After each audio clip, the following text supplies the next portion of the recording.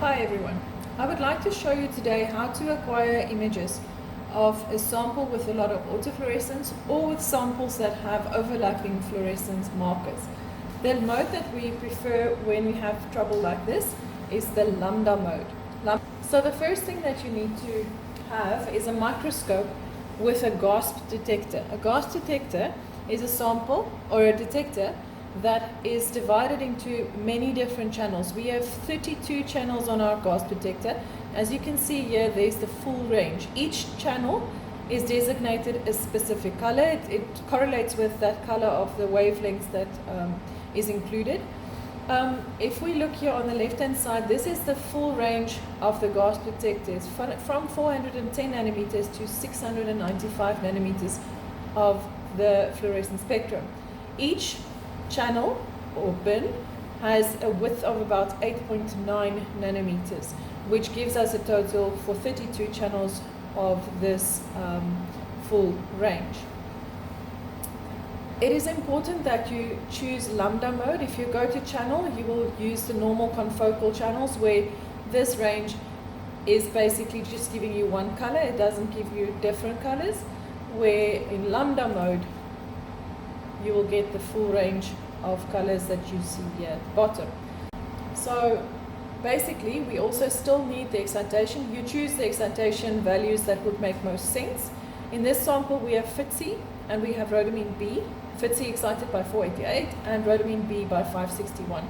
Unfortunately, these two fluorophores overlap immensely, so we are struggling to separate these two colors if we use normal channel mode, where you would have two channels and you detect the one and then detect the other color. Another nice way of using Lambda mode is when you have a lot of autofluorescence. The samples we are looking at are polymer samples. Polymer samples inherently have a lot of autofluorescence often, so it is very difficult to get rid of the autofluorescence by just scanning in different channels as you would usually do in confocal mode. Lambda mode, you would save the spectrum of the autofluorescence, you can save the spectrum of the FITC, you can save the spectrum of the rhodamine B, and then eventually when you do a spectral unmixing, you would be able to identify all three of those components of the sample. But then you need to record the whole sample in the full range of the fluorescent spectrum. I've set this up with the correct laser intensities and gain of the detectors in a previous experiment. So I would just record.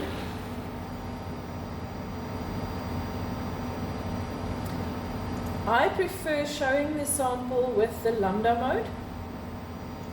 This means this is a display where the sample is displayed with all the colors that is in the sample. So we can see yellows and reds and green here, which means that the samples that is included possibly ranges in these bins, have signal in these bins.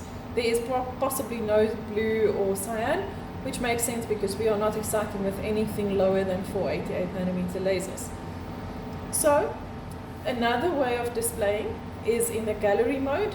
This shows us all 32 channels, and if we show the text, it shows you each bin, the start or the median wavelength of that bin. And we can see here there's a lot more signal above 575 than there is any in the 400s and 500s. There is some signal in 500, which is possibly correlating with the FITC or the green signal, and then the red is mostly up above 575 all the way to 628.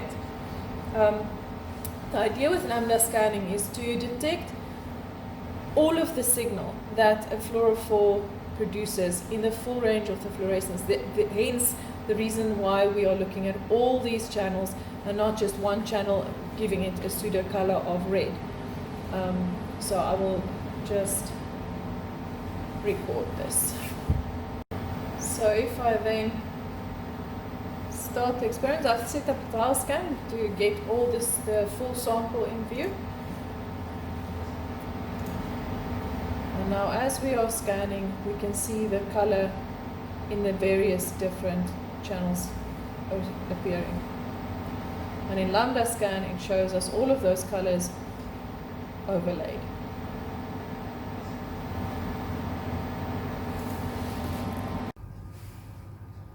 I would like to show you now how we process samples that was imaged with the Lambda mode. You'll see once you've opened a sample that was an image that was taken in Lambda mode on the confocal microscope, you have the same display available, 2D, Lambda and gallery. And at the bottom here you'll see the 32 channels that was used to record the signal. This sample is a single stain of rhodamine B. We will use this as a control to set up the profile of rhodamine B. This is important when you do spectral unmixing. You need a single stain taken in Lambda mode so that you can determine the spectrum of each individual component. So this one is rhodamine B. I would go to this tab called Unmixing, and I tell the software to go to Unmixing. I would like to find the profile of the rhodamine. I say, or to find.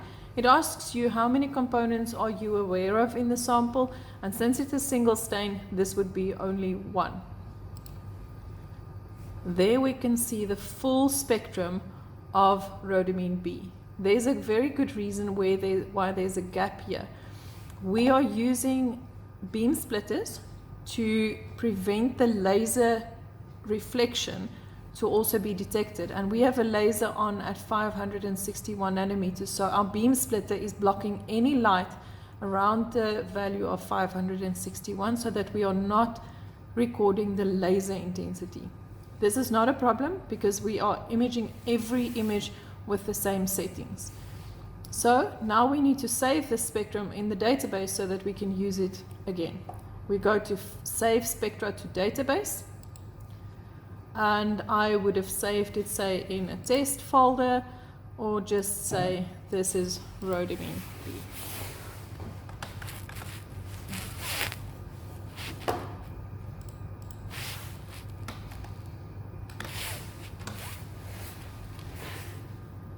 Save. And close. Another, you can save this view for yourself later on. You would go to File, Export, and say you would like to keep the contents of this image window. And I would say this is 42, or the sample 42 is rhodamine. We know that from the samples. And then this sample is of FITSI, also taken in the Lambda mode with all 32 channels, but now we only have FITSI in the sample, so we see a lot of green. Again, I would go to Unmixing. I tell the software to please find the one component we have in the sample, and there you see the spectrum of the FITSI. Again, we have this gap. As I explained before, there is a 561 nanometer laser switched on, so our beam splitter is blocking any light, whether it's laser light or reflection or emission, in the range of 561. And we can save this spectrum as the FITSI spectrum.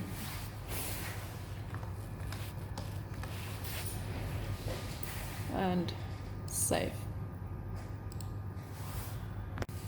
I would like to show you now how we use these single stain profiles to separate colors that are mixed in a certain sample. This is a polymer sample with FITSI and rhodamine B spread out throughout the sample. So we go to Unmixing, the same tab as before, but instead of asking the software to find the components, we tell it which components we would like to unmix. Firstly, we have a FITSI profile, as you can see as before. We tell it that to give it a green color. You can actually choose any color, but we prefer always to give the color that is most true for that dye. And then the next one would be rhodamine B. It's usually an orange-red color, so we are going to apply a red pseudo color. And there you can see the profile. You can see that there's a lot of overlap. The rhodamine spread into the green a lot, and that's why we need spectral unmixing instead of just having two channels separating these dyes. Once you've had the profiles loaded in the algorithm, you say linear unmixing.